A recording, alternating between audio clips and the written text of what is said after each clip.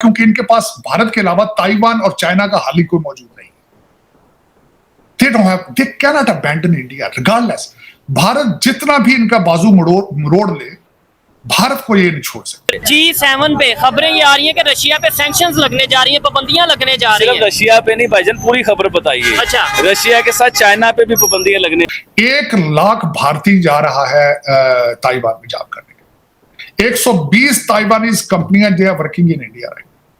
और semi conductor जितना Taiwan उस मोनोपोली थी ऑलमोस्ट उनकी, वो सारा बिजनेस सारे का सारा इंडिया आ रहा है। इटली की जो वजीर आजम साहिबा पीएम साहिबा जो है ना, उन्होंने हाथ जोड़ के प्राइम मिनिस्टर नरेंद्र मोदी को नमस्ते किया है, यानी कि नमस्ते वेलकम किया है। मेरा कोई वजीर आजम इटली जाता, G7 की मीटिंग अटेंड करता और उसे इंडिया को तो नमस्ते किया गया, उसे अस्सलाम वालेकुम कहा जाता, तो मैं आज प्राउड फील करता। लेकिन देखें हमारे नसीबों में ये नहीं है। और यहाँ पे खुद अमेरिका के अंदर भी होपलेस फील कर रहे हैं ऑलरेडी।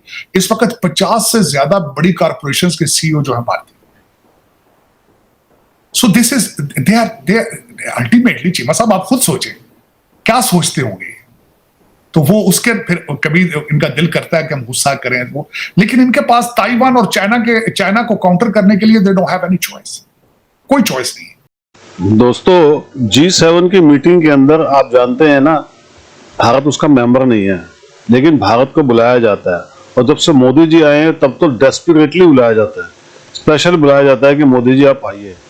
दोस्तों भारत की जो छवि थी वो आज दुनिया के अंदर बहुत ऊंची जा चुकी है। मोदी जी ने ये काम बहुत जबरदस्त किया है, पूरे भारत की छवि को पूरी दुनिया के अंदर बदल के रख दिया है। पहले हम लोगों को कुछ और समझाता था दोस्तों, अब नहीं। आप देख लीजिए आज पूरी दुनिया जो है यूक्रेन और रशिया का युद्ध रुकवाने के लिए सिर्फ मोदी जी की तरफ देख रहे हैं, क्योंकि उनको मालूम है मोदी जी ही ये काम कर सकते हैं। दोस्तों ये है भारत की आज ताकत। तो यहाँ पे हमारे यहाँ पे जो बैठे हुए हैं वो मोदी जी को बुरा बुरा कहते हैं। दोस्तों जो गद्दार लोग हैं ना हमारे देश में भी बहुत ज्यादा हैं, इनका भी सफाया होना जरूरी है। रही बात पाकिस्तान की, तो पाकिस्तान तो वैसे ही खत्म होता जा रहा है, पूरी दुनिया से उसको काट के अलग कर दिया मोदी जी ने। आने वाले दिनों में वैसे ही और खत्म हो जाएगा। दोस्तों भारत की छवि जितनी तेजी से बढ़ रही है उतनी तेजी से हमारी इकोनॉमी भी बढ़ रही है।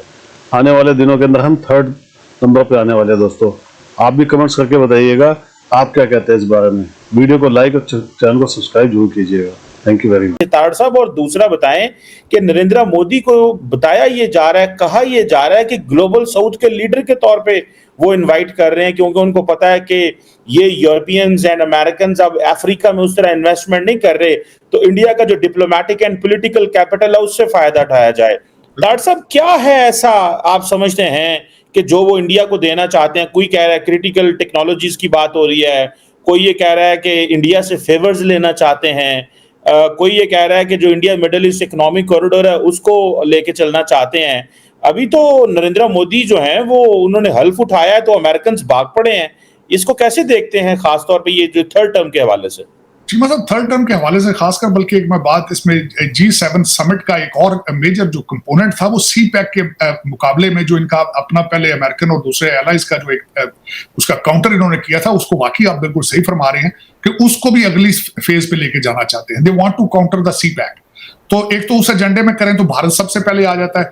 दूसरा, अमेरिका कभी भी भारत को उस लेवल तक नहीं ले जाना चाहता, क्योंकि इनके पास भारत के अलावा ताइवान और चाइना का हाल ही कोई मौजूद नहीं। they cannot abandon India regardless।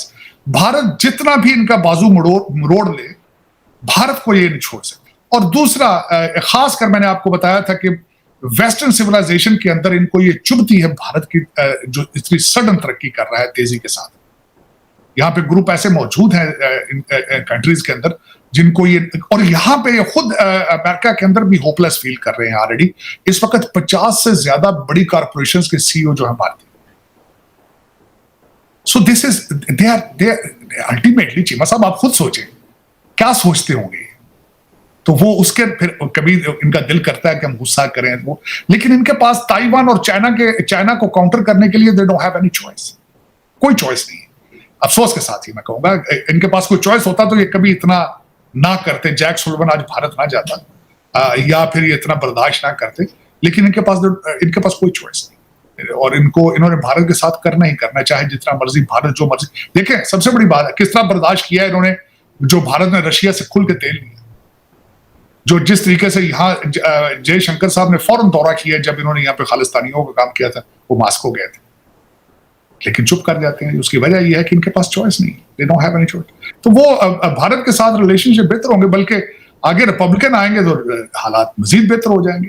अब भारत इस वक्त जो है, जिस तरह आपने खुद फरमाया है कि ग्लोबल साउथ का एक प्रूवन बात है कि लीडर है, बल्कि मैं तो समझ रहा हूं कि जिस तरीके से उनकी ग्रोथ हो रही है और चाइना की इकॉनमी स्लगिश है, भारत का जो एक कंसिस्टेंट उनकी इकॉनमी जो है उसका ग्राफ अगर देखा जाए तो Bharat has risen from the global south to the top. मेरे ख्याल में जिस तरह सिक्योरिटी काउंसिल में उनकी सीट की परमानेंट बात की जाती है, they have become an international player, इसमें कोई शक ही नहीं है। चीमा साहब, मैं कल बल्कि आप बात कर रहा था यूक्रेन के हवाले से, जब मैंने थोड़ी रिसर्च की कल अगले दिन, 1 लाख भारतीय जा रहा है ताइवान में जॉब करने के। 120 ताइवानीज कंपनियां जो है वर्किंग इन इंडिया राइट, और सेमी कंडक्टर जितना ताइवान उस मोनोपोली थी ऑलमोस्ट उनकी, वो सारा बिजनेस सारे का सारा इंडिया आ रहा है।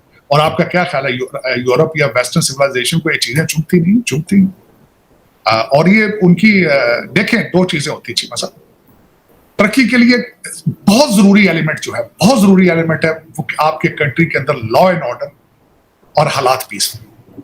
जहां झगड़े होंगे, दहशतगर्दी होगी, वहां से पैसा भाग जाएगा। G7 की मीटिंग रखने का मेन मकसद क्या है? उसमें मकसद ये था, जो बात मेरी बीच में रह गई थी, पीस और अमन, ह्यूमैनिटी को जो है ना उसमें लेके आना है। अभी देखिए यूक्रेन और रशिया की जो जंग चल रही है, जिसके लिए प्राइम मिनिस्टर नरेंद्र मोदी को कहा जाता है कि उन्होंने इसमें कोई किरदार अदा नहीं किया, इसमें स्पेशल प्राइम मिनिस्टर मोदी के सर पे ताज पहनाया गया है इस चीज को लेके कि आपने रशिया और यूक्रेन की जो है ना आपस में दोस्ती करवानी है, क्योंकि मोदी जो है उनकी रशिया के साथ भी दोस्ती है और यूक्रेन के साथ भी दोस्ती है, डाउट इसमें उनके साथ उनकी दुश्मनी किसी के साथ भी नहीं है। यूक्रेन के वजीर आजम ने रिक्वेस्ट की है प्राइम मिनिस्टर नरेंद्र मोदी को कि आप मुझसे उस जगह पे मुझे मिलें, मेरे साथ मीटिंग करें, यानी कि 2, 4, 5 घंटे आप मुझे दें। उस 4-5 घंटे में भी यूक्रेन के वजीर आजम ने तरला ही करना है कि आप उन रशिया को मनाएं, हमारे साथ दोस्ती करें। जरा तो पाकिस्तान का मीडिया भी, पाकिस्तान के पॉलिटिशियन भी बकायदा तौर पे तारीफ करते नजर आ रहे हैं। आबिद भाई, मैं इधर खड़े 8 से 10 रिसेंटली वाकयात बता सकता हूँ। मौलाना फजल रहमान जो कि कश्मीर कमेटी के सरबराह रहे,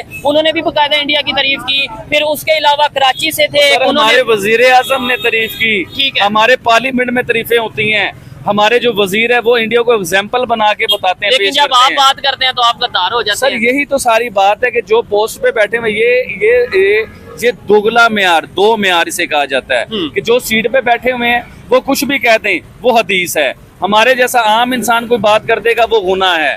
तो देखे ना कि अगर हम प्राइम मिनिस्टर नरेंद्र मोदी की हकीकत के ऊपर तारीफ कर रहे हैं, मेरा कोई वजीर आजम इटली जाता, G7 की मीटिंग अटेंड करता और उसे इंडिया को तो नमस्ते किया गया, उसे अस्सलाम वालेकुम कहा जाता, तो मैं आज प्राउड फील करता, इधर खड़ा होकर मैं जंपे लगा रहा होता, मैं खुशी फील करता। लेकिन देखें हमारे नसीबों में ये नहीं है।